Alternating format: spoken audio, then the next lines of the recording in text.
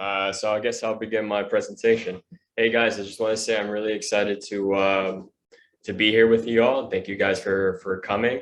My name is Randy Lin. The title of my talk is A Few Lessons from My Path.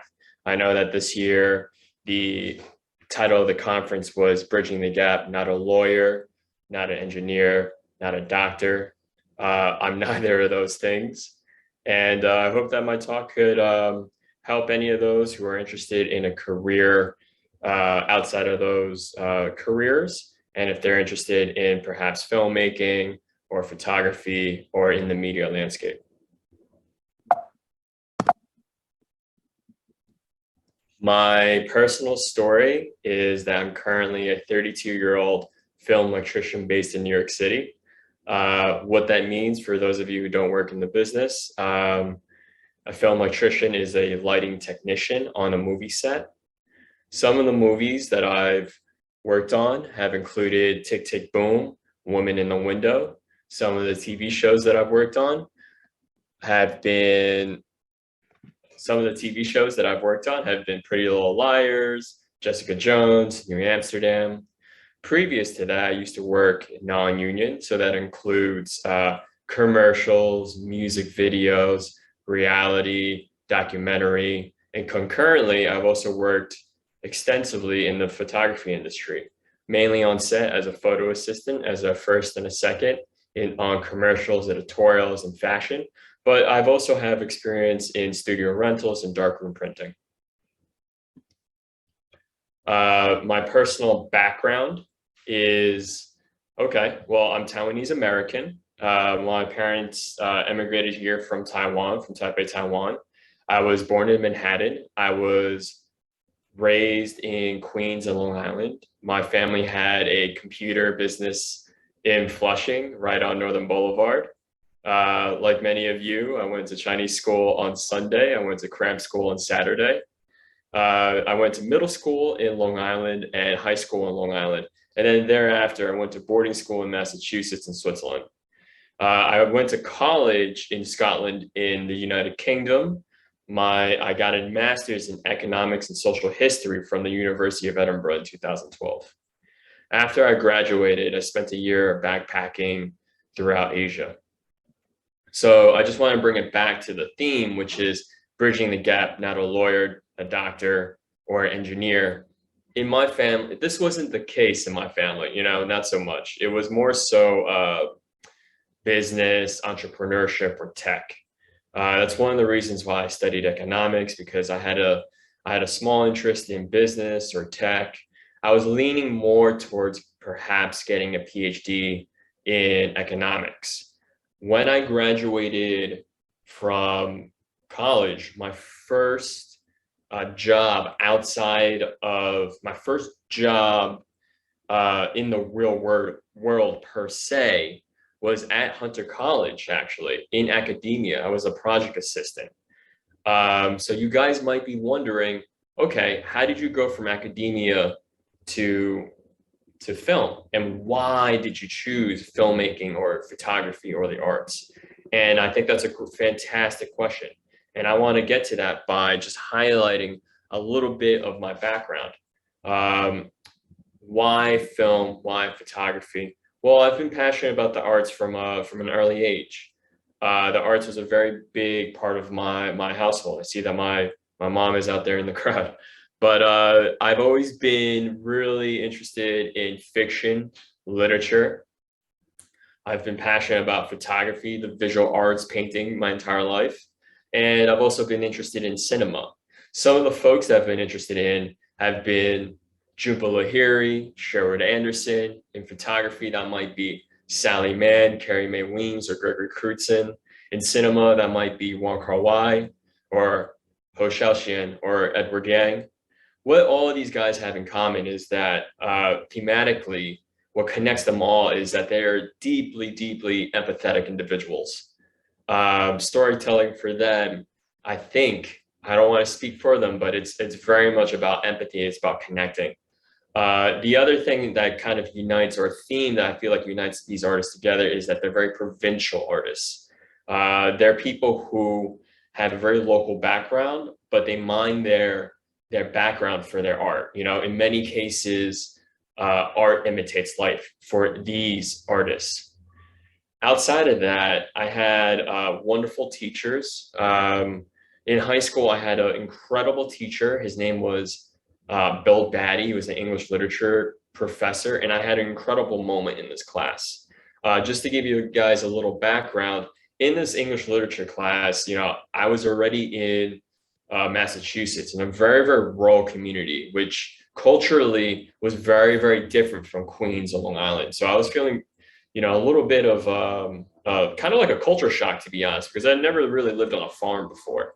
And Bill Batty, the English teacher, asked us to write these short stories, and I was talking about my life in these short stories, and I got this incredible reception from the short stories that I wrote, and it really kind of planted the seed in my head that, hey, storytelling was a way for me to connect with other people and kind of show my point of view.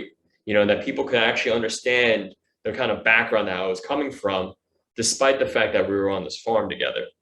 And so no matter what I did, you know, whether it be in high school studying business and economics or college, or if I was interested in coding or tech or what have you, I always had this idea that I was going to come back to telling stories, specifically Asian American stories.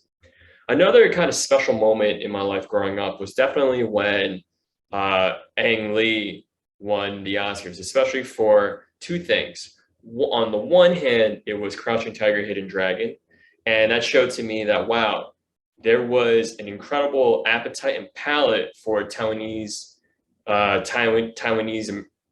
stories, you know, and that was really special for me. But on the other hand, Ang Lee is really special because he wasn't stuck in this kind of box per se, in which he only had to go talk about Taiwanese issues. You see that with the case of Life of Pi, and then more so, I guess, with Brokeback Mountain, which I thought was an incredible story. So he can, you know, you could be an artist that borrows from your life, your background, or you could be passionate talking about stories that just inspire you, that you read, you know, like Ang Lee. And so when I saw Ang Lee's success and his personal story of perseverance, that gave me a lot of incredible inspiration, and I looked to him as a personal hero of mine. So while I was studying economics and I was learning coding and I considered a PhD and I was working at Hunter College, it wasn't the right fit per se. And I kept trying out different fields and different ideas. And throughout the time, it wasn't a very good fit. Something wasn't right.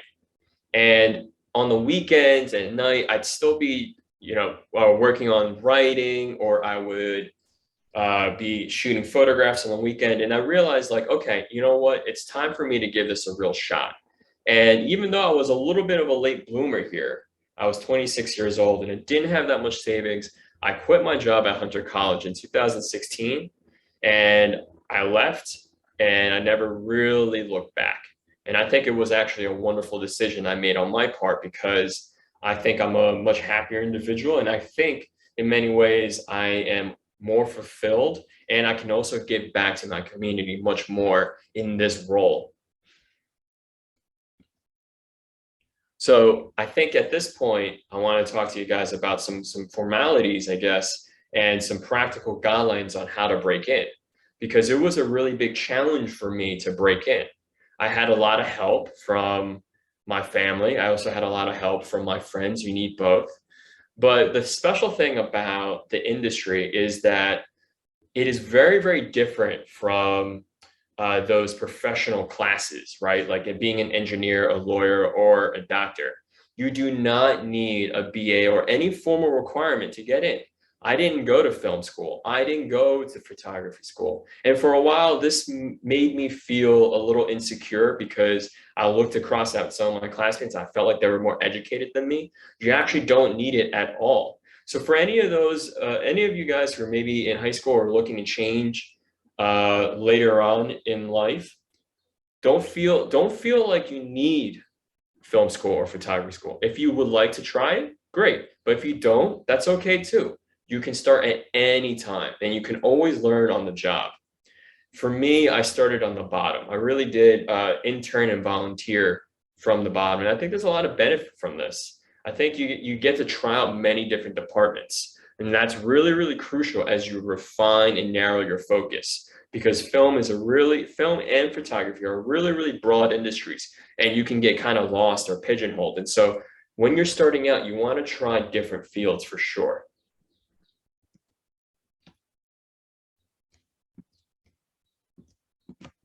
So breaking in, I want to give you guys a little bit of a checklist. I think it's really important when you're breaking in, however, that you guys educate yourself as much as possible about the industry. And I want to give you guys a couple of tips. Firstly, when you're looking at the industry as a whole, especially film, there's two big categories. There's non-union and union. And I'll get to more of that in a little bit. In photography, it's just strictly non-union.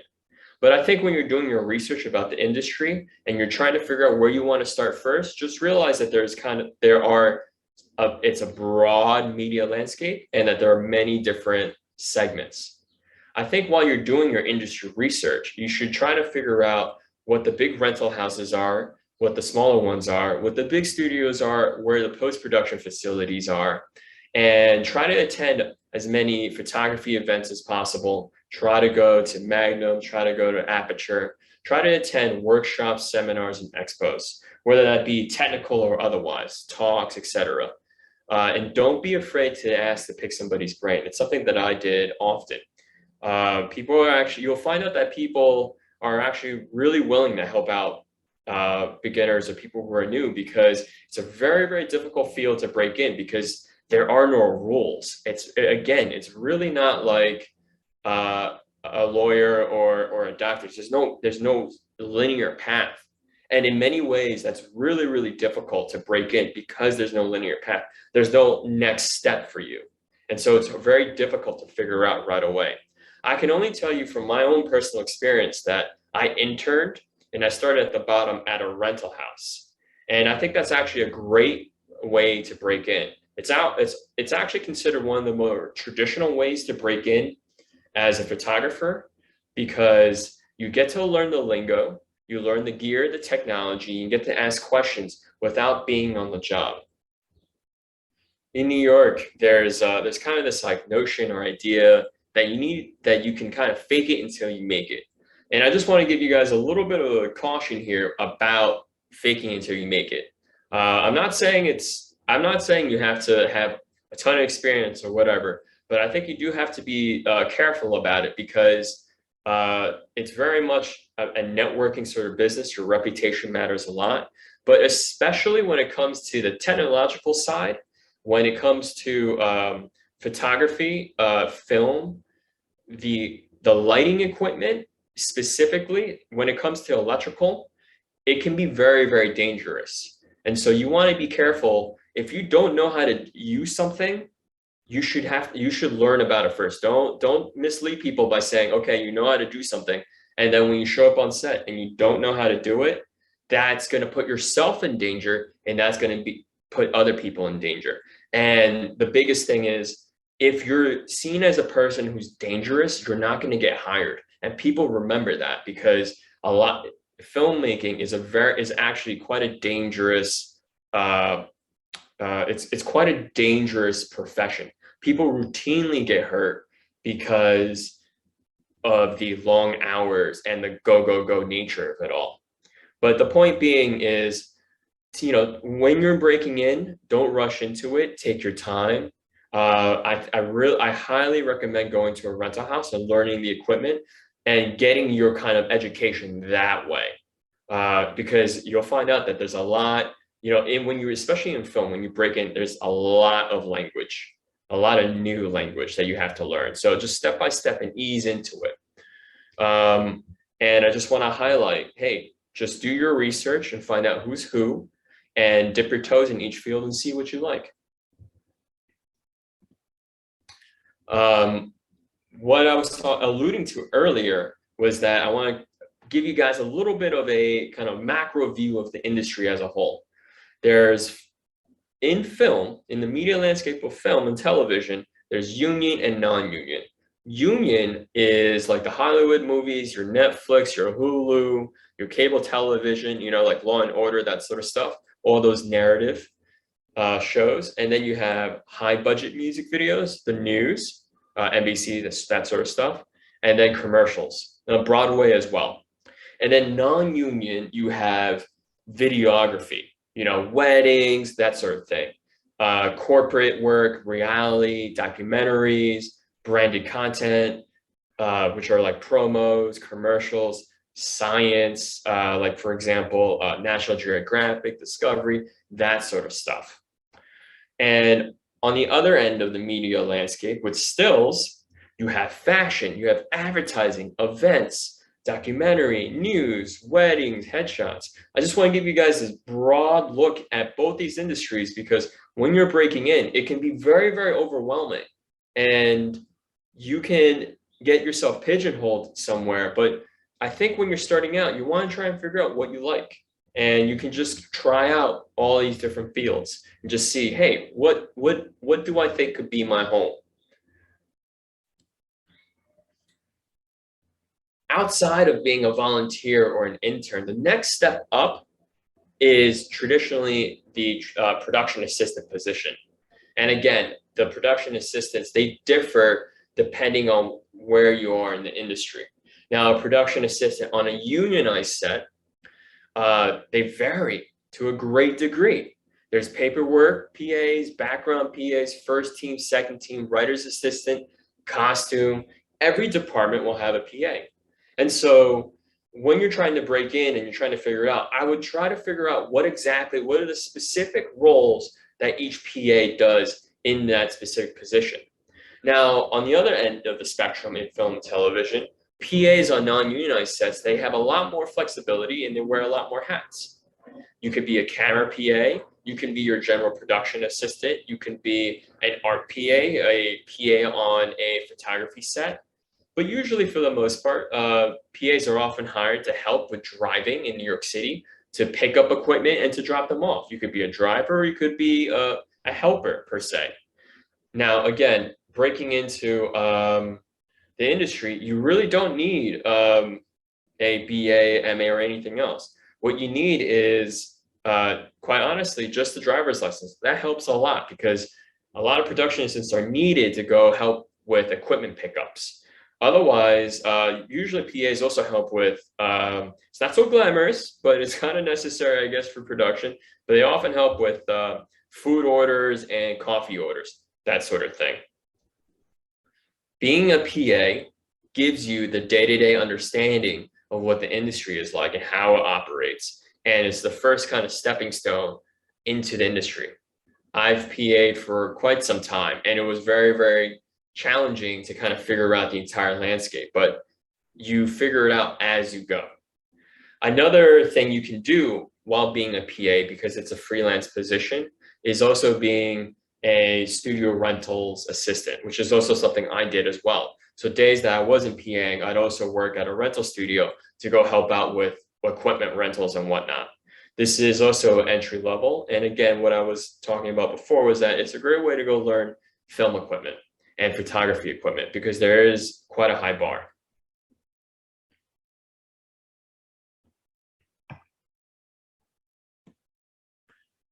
Outside of the next step up above the PA, on the still side, you have the photography assistant.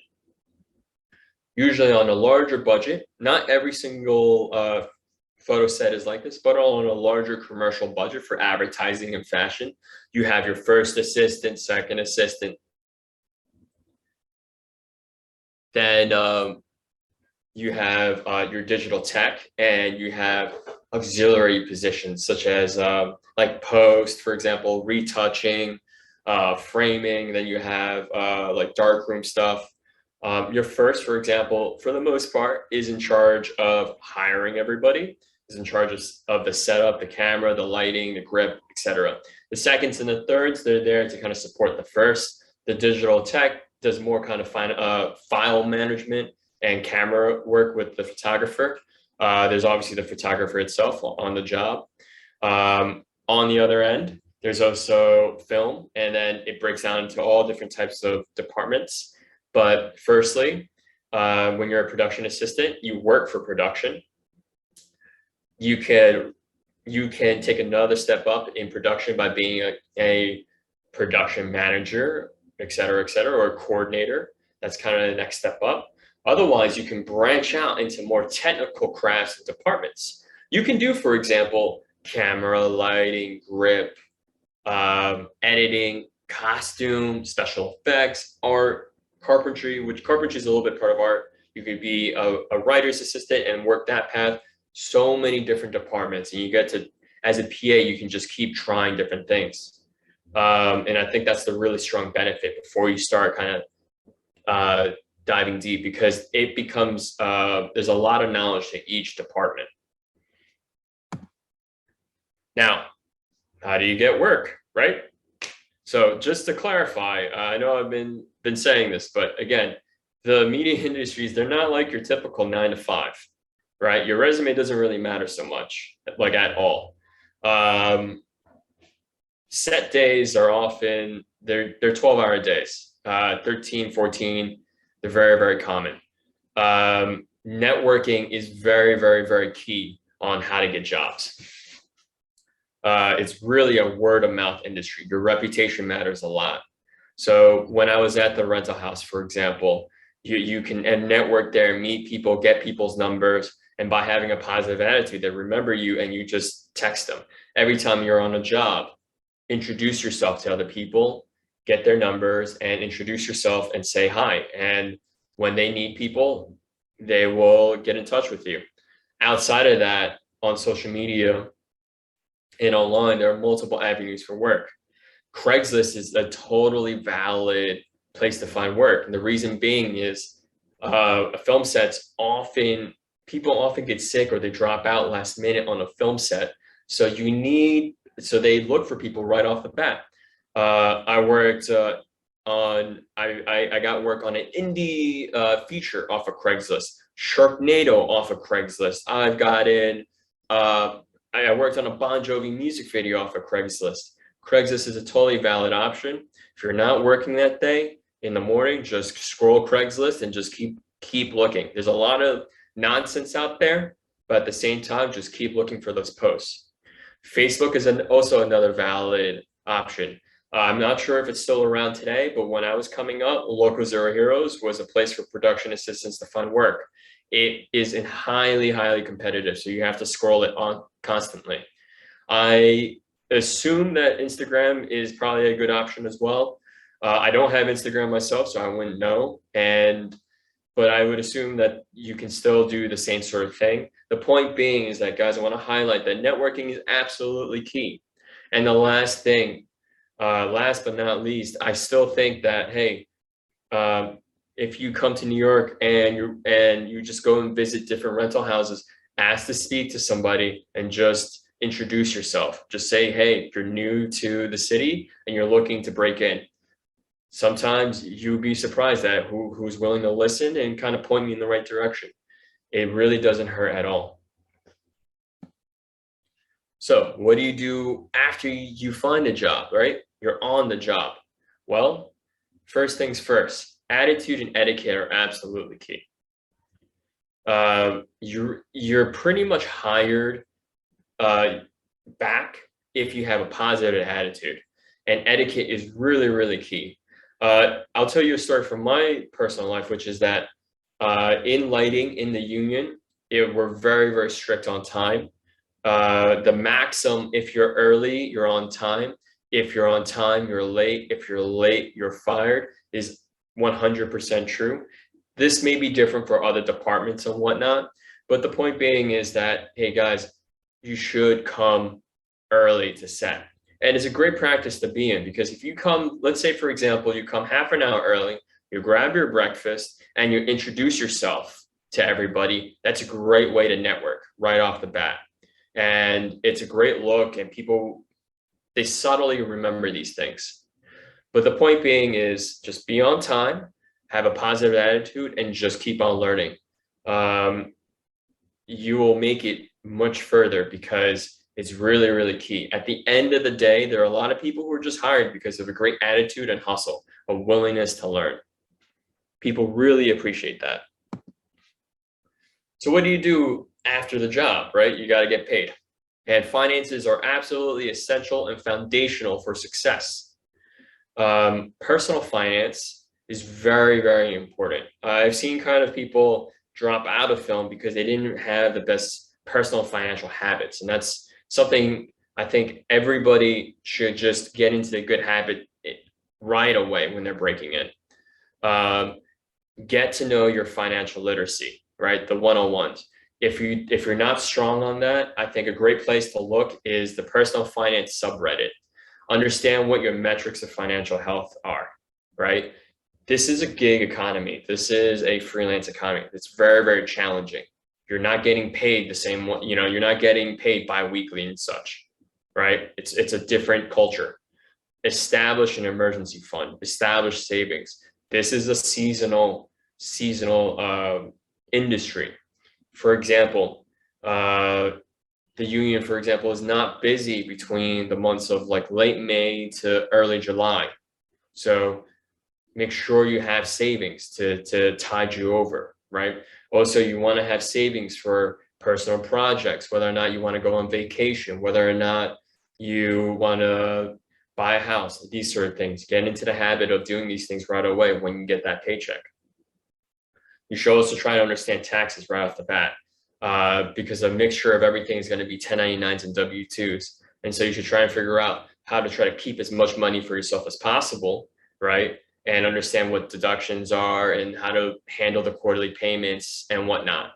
And then on the other hand, just understand, as I was saying before, that this is a seasonal gig, right? Seasonal industry. So just understand how employment works.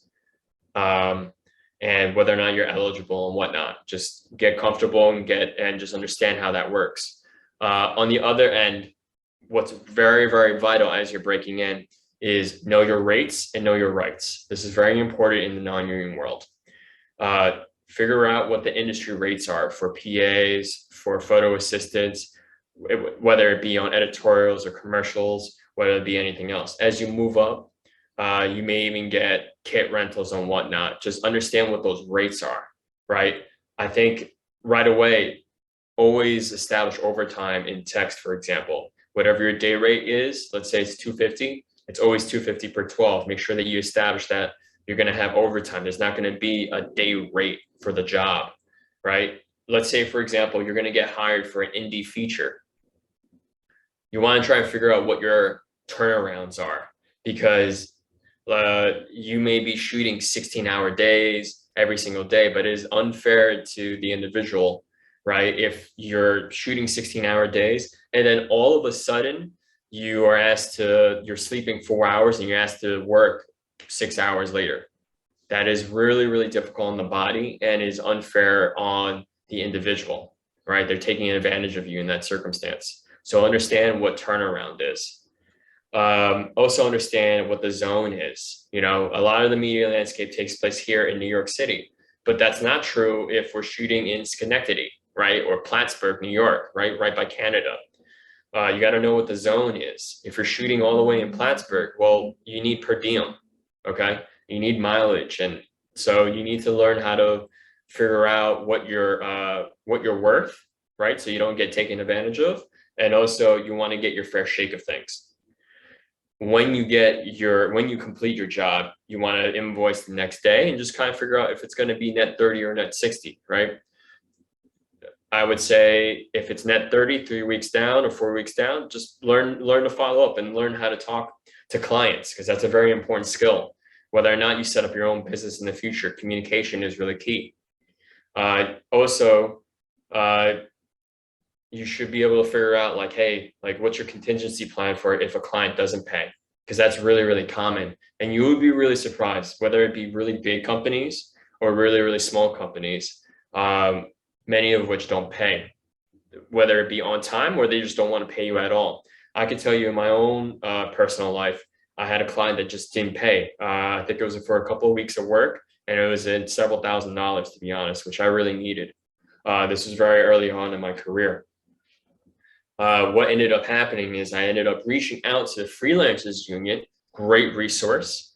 They pointed me into the direction of a pro bono lawyer. We got together, we assembled a legal package, and I was able to take that client to small claims. Now, before we even got that far into small claims, they didn't want to deal with the legal hassle, and they quite literally paid me the thousands of dollars that they owed me once I served them, like literally perhaps like a day or two later. So it does happen, you know, and you'd be shocked, but it's very, very common. I just want to highlight the personal project fund. Okay. So if you're getting into media, the media landscape, and you want to start shooting your own projects, well, finances and savings are really, really important to establish a personal project fund, because this is how people go from being photo assistants to photographers. This is how you go from just a camera assistant to perhaps maybe a DP and whatnot. You have to learn to save and invest in yourself, right? You're saving money to pay yourself. You're saving money to build your portfolio and develop your brand, to market yourself. You also need to make sure that you learn and develop, learn new skills and develop current skills that you have, that you're always constantly working on. You can always keep working on different jobs, and make sure you take that time to work on your craft too. So if you're looking to do that, make sure that you establish a personal project fund.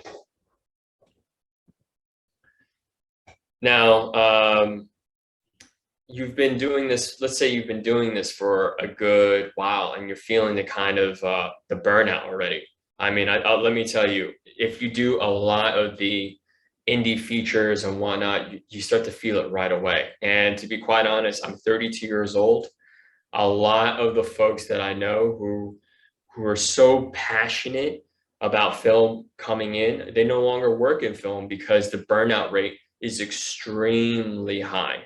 And I wish that wasn't the case, but I can only offer a couple of tips and lessons from my own story that maybe could help you guys, for example. I think it's very important that just always understand that you need to find your own path. Everybody's going to have a different story, and everybody should embrace rejection. It's not a sign of failure. It's just a challenge, right? I think it's very, very important to make a commitment to mental and physical health. Healthcare is a very big issue. So as a freelancer, just figure out what you need to do to get healthcare. When you're first starting out, you could be maybe under 26, maybe you'll be under your parents, or if you're older than 26, like I was, you're going to be under Medicaid or the essential plan for a couple of years. Right now, I'm working with the union, so I'll have the union's healthcare. And that's why I'm able to go do the annual checkups, right? I'm able to do blood work, and I'm able to see where the vitamins and minerals, what my levels are. And I think that's really important, because right off the bat, just maintaining good health makes you better able to do your job and appreciate your job. That it's not a job, it becomes a passion, right? So just make sure you practice good mental health hygiene, sleep routines, and I think it's really, really important to have routine physical exercise. I'm a kind of a nut about that, so that's more something that I am very passionate about. I also think it is really, really important to make time for family, friends, and romance. I think you want to be able to see your friends and your family and everybody else all as much as you can. It's really important that you have social connections. And then lastly, I would say, hey, make time for yourself. Draw boundaries to prevent burnout. Freelancers, especially, they don't have the healthiest work and off work boundaries, like work and personal life boundaries, because they're always looking for the next gig. And the good way to prevent that is having good savings in the first place, so that you don't always have to be looking for the next gig. You can turn that off, and you can set boundaries to go on vacation and to make time for the people in your life, and then to make time for yourself. And I think the last one is just try and find a hobby that's not work, and that is not your home. So a third place would be, okay, it's not your home, it's not your work. What could it be? For example, a lot of my friends are really into climbing. right? So they'll go climbing on the weekends and they'll connect with all these other people at climbing. And it's a great way to connect with people and just have a hobby that has nothing to do with work. It's a great way to stay grounded. Now, in conclusion, that's kind of the bulk of my talk.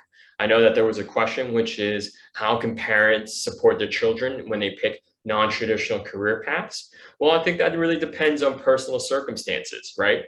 I think it really just depends. Everybody's story is different. I would say, however, that we can take a note from Siddhartha's journey. Siddhartha being the novella that Hermann Hesse wrote, the story of the Buddha. And I think the allegory there is that the Buddha only becomes enlightened when he lets his kid go.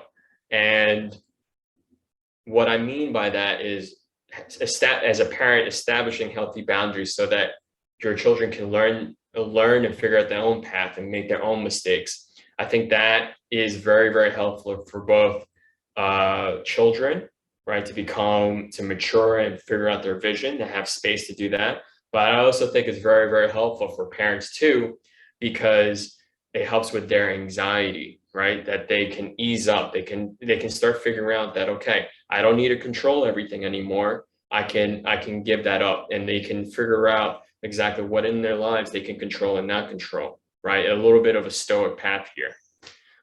So that's my talk, guys. I hope you guys really enjoyed it. I'm really, really happy to be here, and I'm glad to have you guys as my audience. My contact is randyjameslin@gmail.com.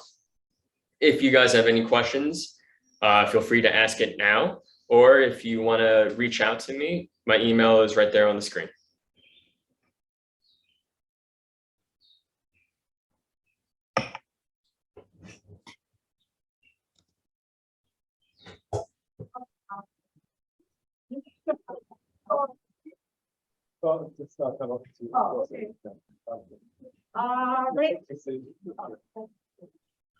Randy, Yes.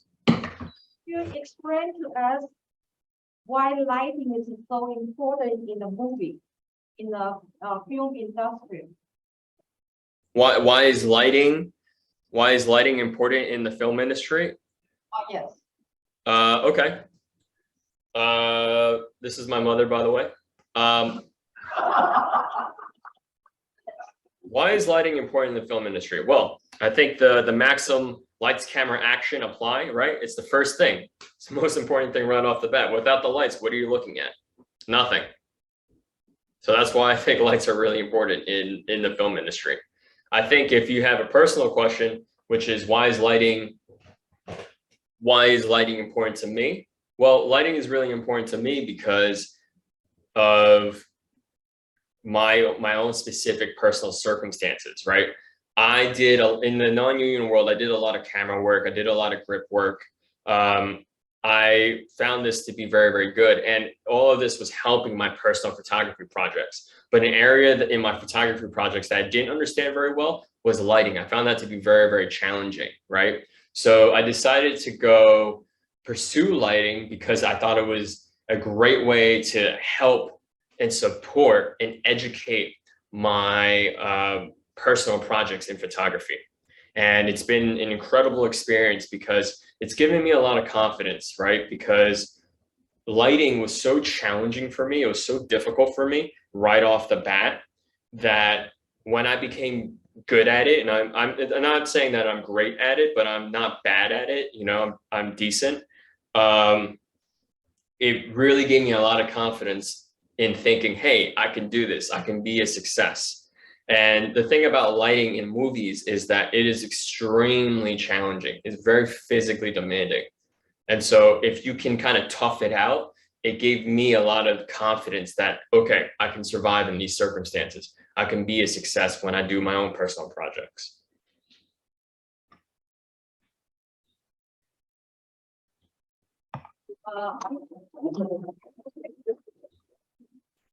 I'm going to ask you in Mandarin. Can you answer in Mandarin as well?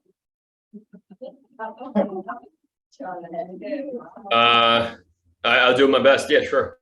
OK，你认为你在欧洲求学的这个 experience 对于你选择 film industry 有没有影响？有没有帮助？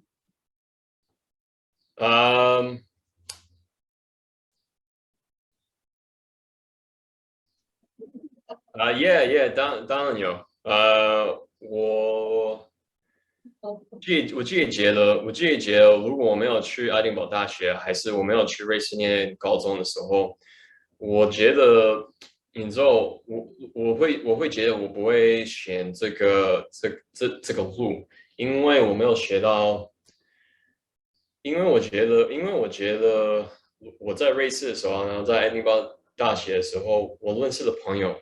然后我认识大家的时候，他们自己的文化有影响我自己的想法，然后我自己的做法。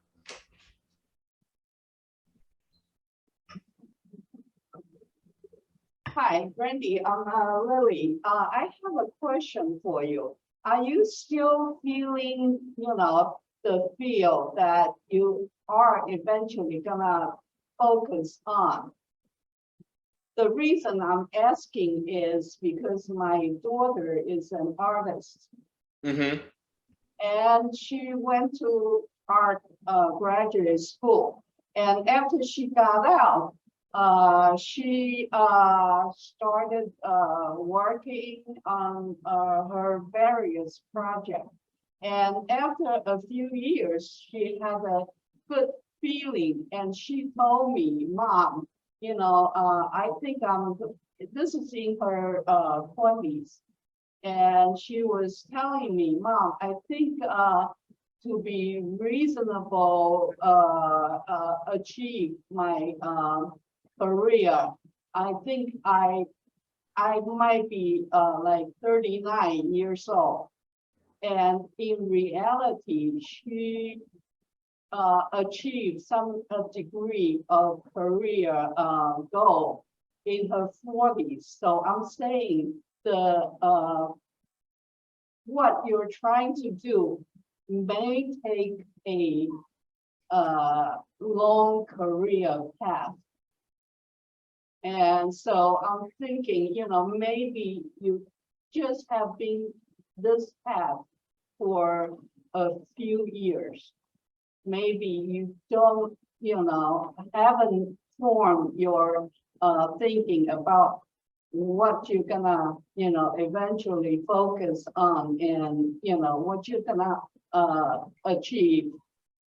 And, it's difficult to set a time frame if you're at that stage.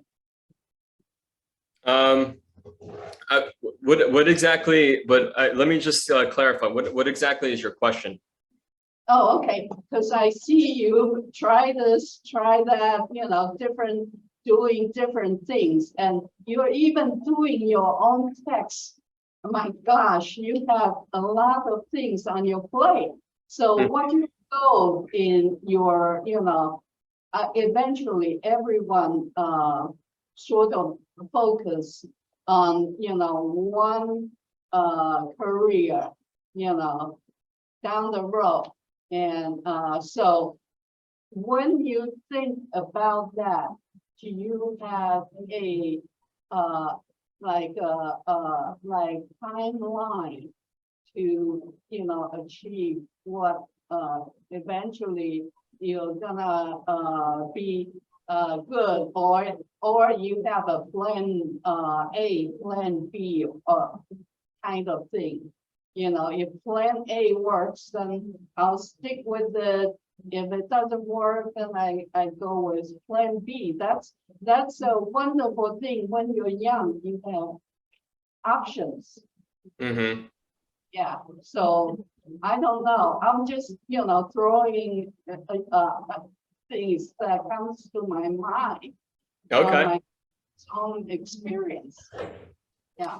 Yeah, sure. I mean, I guess for you, it sounds like I'm bouncing around a lot, but I actually haven't.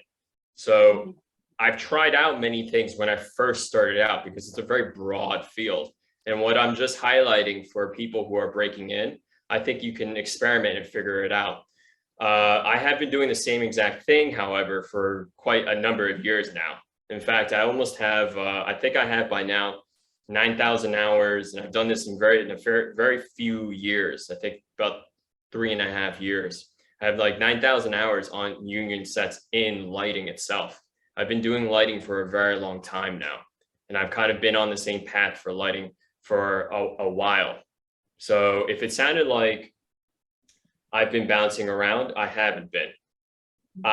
When I first started, I tried out many different fields to see, okay, where do I want to land? Where do I want to focus and refine my search, right? And I think there's a lot of value to that because I think people, they pigeonhole themselves right away and they don't meet and learn from other people. But since I started in 2016 as a PA, right? And by the time I was late 2017, early 2018, I believe, I already started doing lighting full time. So I've been doing that for until now, and I'm already vested in the union. Great, congratulations, and I wish you successful. Thank you. Thank you. Randy, one more question. I know that we have not held this conference for over 2 years because of the pandemic.